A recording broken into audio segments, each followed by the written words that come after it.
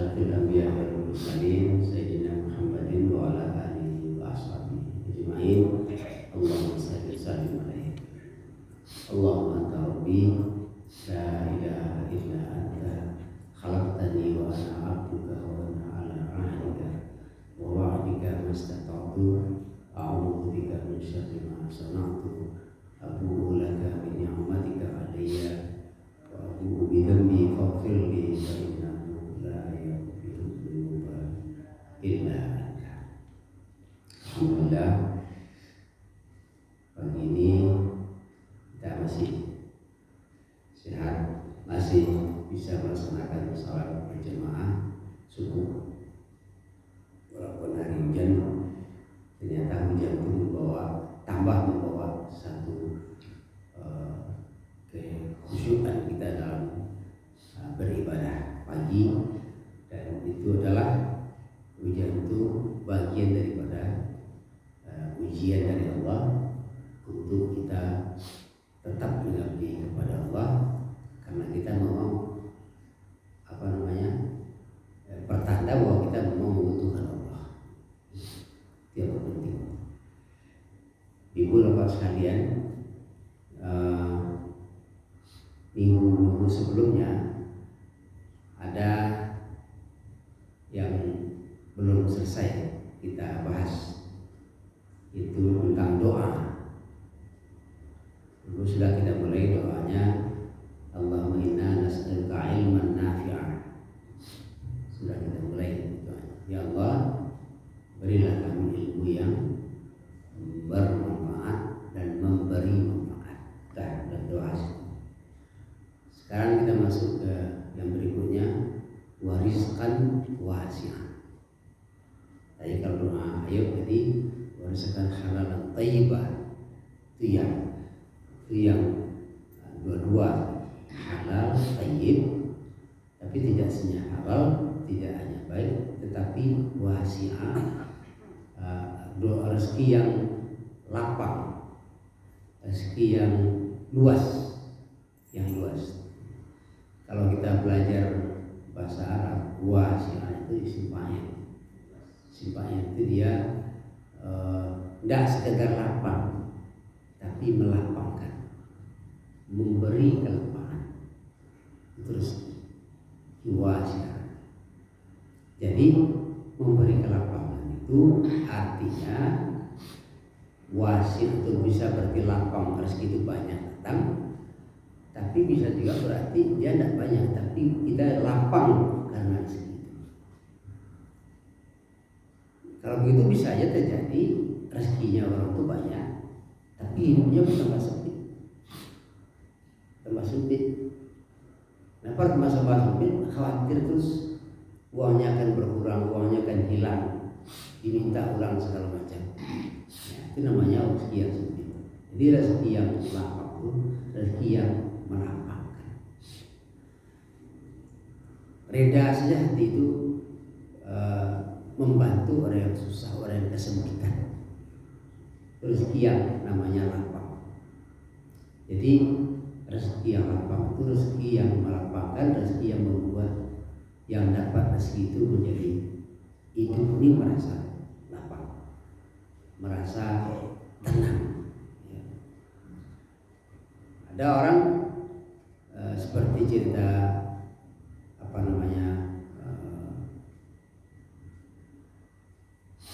seorang sufi besar yang dulu pernah juga disampaikan, dia anak raja,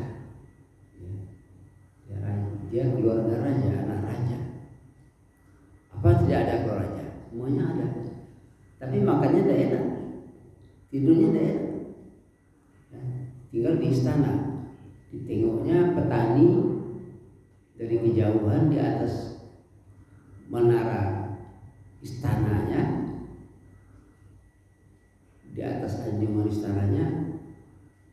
Waktu dia kerja di kebun, buka baju, datang istrinya mengantar makanan, makannya enak, ketawa-ketawa, ya, nampak sekali. Dia jadi cemburu. Ini orangnya rezekinya pas-pasan, tapi kok dia hidupnya terasa lapang. Sementara saya berkecukupan, semuanya ada. kok hidup saya merasa sedih. Makanya yang kita minta adalah rezeki yang lapang, yang melapang. Itu yang paling penting, rezeki yang membuat lapang. Apa tanda rezeki yang membuat kita menjadi lapang? Mudah kita menolong orang yang kesakitan, mudah kita membantu orang yang kesakitan. Hati tidak menjadi kecil, menjadi cium. Ya. Salah satu bentuk hati jadi kecil itu apa? Sedih itu menjadi bakhil, pelit. Pelit itu bukan hanya kepada orang, kepada diri sendiri pelit. Pada diri sendiri pelit. Ya. Jadi ada orang yang punya kekayaannya banyak, punya toko banyak, dipikirnya bagaimana menambah kekayaan terus sehingga rumahnya dia tinggal dalam gudangnya saja. Gudang, karena kalau dibawa ke rumah habis pula uang, akhirnya lama-lama uang itu habis, rezeki itu habis. Itu namanya rezeki yang lapang. Jadi yang kita minta kepada Allah, rizqan wasi'an. Kalau banyak, alhamdulillah. Kalau tidak banyak, tidak apa-apa, tapi nyaman kita dengan sekian. Hidup menjadi qanaah.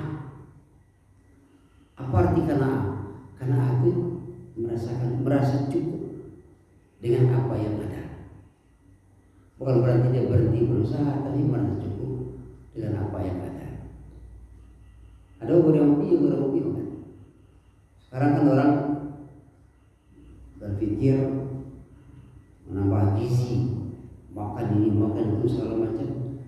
Orang-orang tua di kampung dulu makannya tak apa-apa aja, kalau aja dimakan. Tapi apa? Umurnya panjang-panjang. Sekarang menjadi pendek. Karena tadi, karena hidup menjadi jadi dua.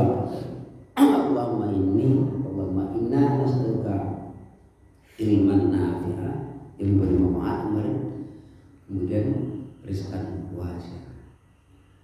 Berikutnya wa amalan mutaqabbal,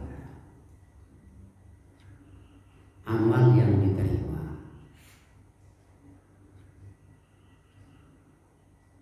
Ada orang yang rajin beramal tapi tidak diterima. Nah, kalau kita bawakan ke riwayat yang mengatakan dulu ada seorang nabi yang tidak pernah putus tahajudnya, tidak pernah putus tilawahnya, zikirnya, tidak pernah putus. Suatu ketika dia mau salat tahajud malam, dia ambil wudhu, dia lihat ada seorang berpakaian putih tegak di sampingnya. Dia tanya, rupanya itu malaikat. Malaikat itu membawa sebuah, ada yang dipegang oleh malaikat itu. Dia bertanya kepada malaikat itu apa? Itu adalah catatan amal-amal orang yang beramal, yang akan masuk ke surga. Dia karena merasa amalannya sudah banyak, tahajudnya banyak, zikirnya banyak, salat sunatnya banyak, puasanya banyak, tilawahnya banyak. Dia yakin bahwa dia ada namanya dalam buku itu. Dia udah malaikat, tolong tengok ada nggak nama saya dalam buku itu. Ditengok oleh malaikat, ternyata tidak ada namanya. Maka dia menangis, percuma lah saya beramal beribadah, menahan kantuk, melawan kantuk, melawan dingin, macam. Kenapa saya tidak diterima ibadah saya? Kata malaikat, karena engkau beribadah hanya untuk dirimu sendiri. Tetanggamu sakit, kamu tidak tahu. Tetanggamu susah, kamu tidak bantu. Kamu tidak peduli. Kamu hanya khusyuk masuk dengan dirimu sendiri. Tidak peduli dengan orang lain. Yang akan tetangga orang lain pun peduli. Keluarga pun peduli. Tidak ada artinya amalan. Nah, itu rupanya salah satu syarat amal kita itu diterima oleh Allah apabila amalan kita itu yang kita amalkan itu kita juga amalkan, buktikan kepada kehidupan sosial. Nah, kehidupan sosial itu disebut dengan ibadah sosial. Peduli, ya, peduli. Kalau ada kepedulian, tak ada gunanya ibadah. Makanya pernah saya katakan, kalau ibadah yang tidak membuahkan kepedulian, ibadah itu ibadah yang tertolak. Contohnya tadi dalam doa yang mengatakan orang yang beribadah yang diterima, itu contohnya ibadah yang tertolak. Jadi yang sudah beribadah, bawakan diri kita menjadi orang yang benar.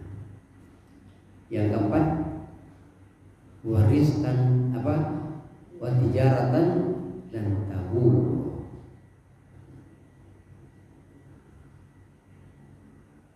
Bentar, sebelum yang tadi, wariskan wasiat tadi, ya, wariskan wasiat ada sedikit.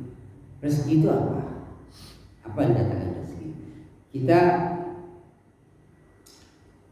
banyak mengartikan atau sering mengartikan rezeki itu adalah berbentuk harta kekayaan saja, atau harta benda saja, atau uang, ya.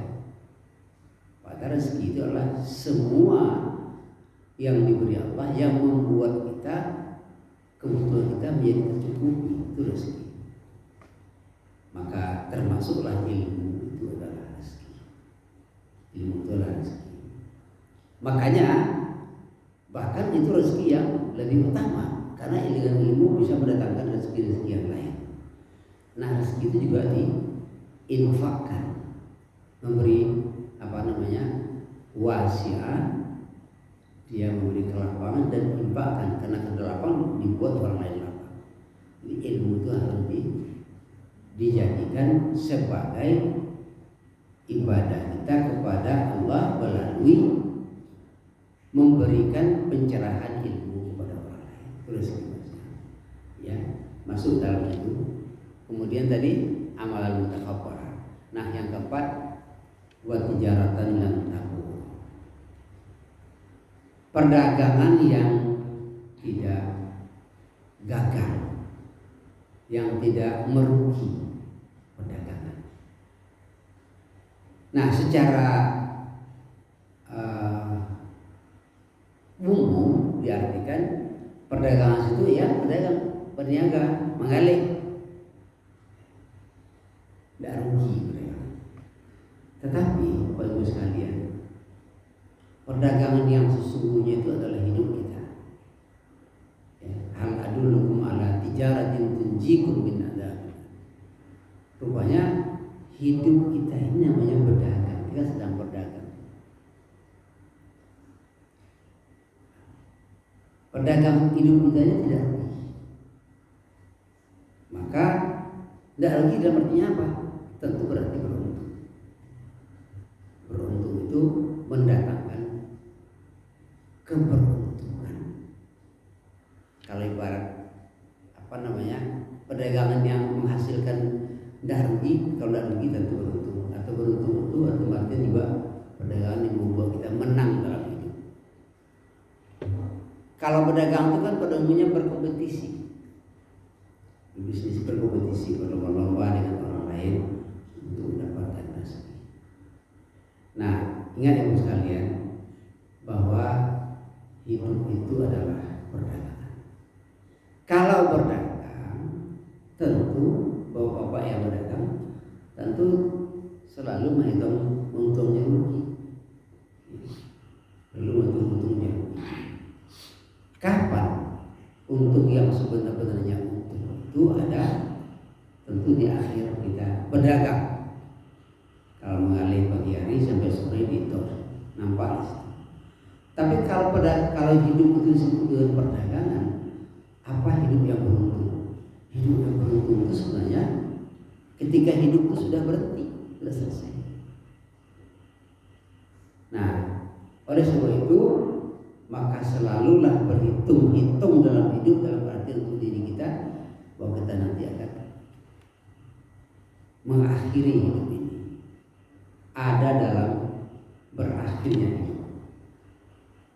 Terus itu kita mohon kepada Allah, baik dagang dalam artian seperti biasa, tidak rugi, tetapi dagang dalam artian yang hidup ini beramal. Kalau istilah orang awam, karena berdagang itu tidak berhitung, tidak dihitung, tidak selalu melakukan mengaudit hasil perdagangannya. Makanya banyak orang yang dijual barang berlebih daripada modal, disangka beruntung, lalu diambil itu dipoyak-poyakan menjadi, kata orang-orang itu, disangka kali berapa kilonya untung nanti makan ya, karena berhitung. Nah, sama dengan tadi orang yang beramal tadi, dikira amalannya sudah banyak ya, dikira amalnya sudah banyak, tetapi karena dia tidak lengah dengan amalnya itu, rupanya tidak ada untung, rupanya merugi rupanya. Oleh sebab itu adalah selalu muhasabah, mengingat diri. Nah, salah satu cara kita memuhasabah diri, menghitung-hitung galih, menghitung-hitung hasil perdagangan kita itu adalah dengan cara begini, dengan cara taklim, dengan cara tazkirah, memberi peringatan untuk kita sesama kita. Jadi duduk sehabis sholat, berzikir, mengingat-ingat. Kalau Umar bin Khattab setiap sehabis maghrib, dalam beras sebagai dalam riwayat katakan juga sehabis maghrib, dia selalu memuhasabah dirinya. Apa yang salah, perbuatan salah yang dilakukan siang hari tadi. Kalau mulutnya yang salah, mengeluarkan kata-kata yang membuat orang sakit, dipukulnya. Mengingat, kalau tangannya yang salah, tangannya. Kalau kaki yang salah, kakinya. Itu secara simbol-simbol, lambang. Intinya adalah selalu di akhir-akhir hari memuhasabah diri semua yang sudah dilakukan siang hari tadi. Ya. Jadi ibu, bapak-bapak, kalau kita kalau malam tidur malam, sebelum tidur tidak mau kasau kejar tua, tidak mau itu galih saja loh. Tapi galih yang sewarnanya apa? Hidup tuh sehari kalau ada ndak orang yang tersakiti, ada ndak orang yang terugikan karena perannya, ada nggak orang yang tersinggung karena sifat saya, atau ada tidak orang yang terpergunjingkan oleh saya. Itu yang paling hati-hati. Kita tidak sadar membicarakan orang itu enak, tidak sadar ada tidak orang yang sudah terbukakan aibnya oleh kita kepada orang lain. Itu malah yang paling berat. Kalau sekedar di depan mata kita sebutkan, kita minta maaf cepat, tapi orangnya nggak ada dekat kita. Kita ungkap aibnya, kita tebar kepada orang lain. Allah tidak bisa mengampuni dosa seperti itu sebelum orang yang kita buat